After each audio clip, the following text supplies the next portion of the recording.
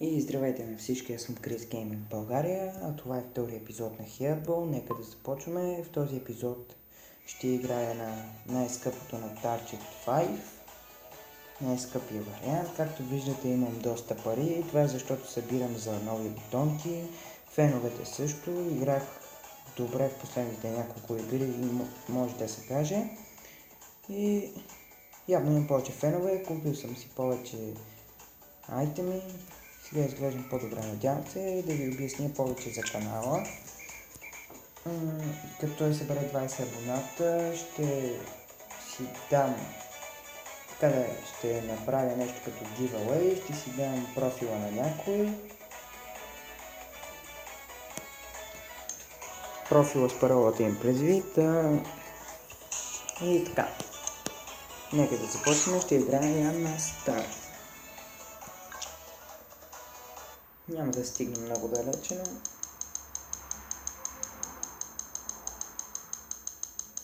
затова трябва да се рискува. 1533 фена, да, сигурно много разплакам.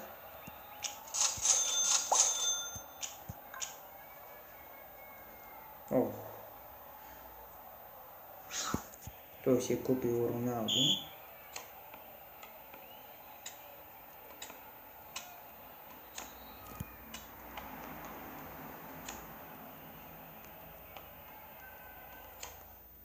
Между другото,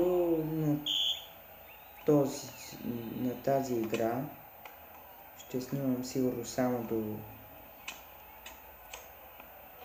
10 епизод, мисля, максимум, но съмнявам се, че и до там ще стигне, така че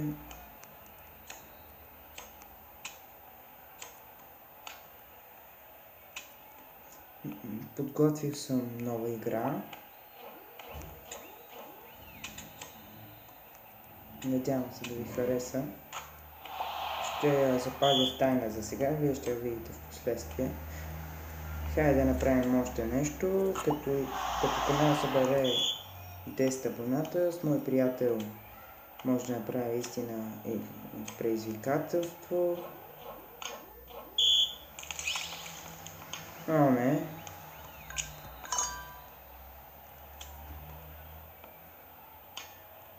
Града.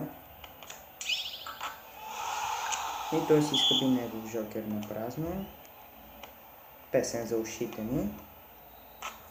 Но ме води въпреки всичко.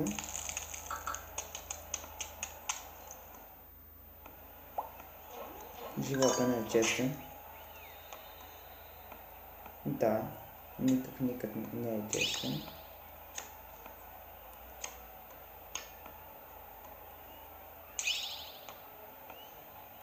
Може този клип да се окаже твърде кратък, но така е понякога. Гледам да не са много дълги, повече 15 минути не записвам, за да не става твърде досадни. Между другото, ще направя и специален епизод на колелото на късмета, ако взема някой друг милион от това специалното колело.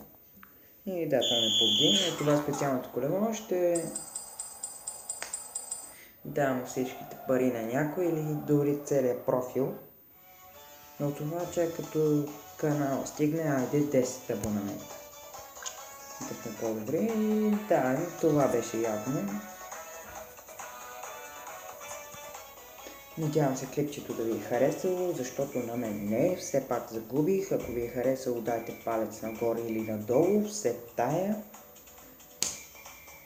И до скоро.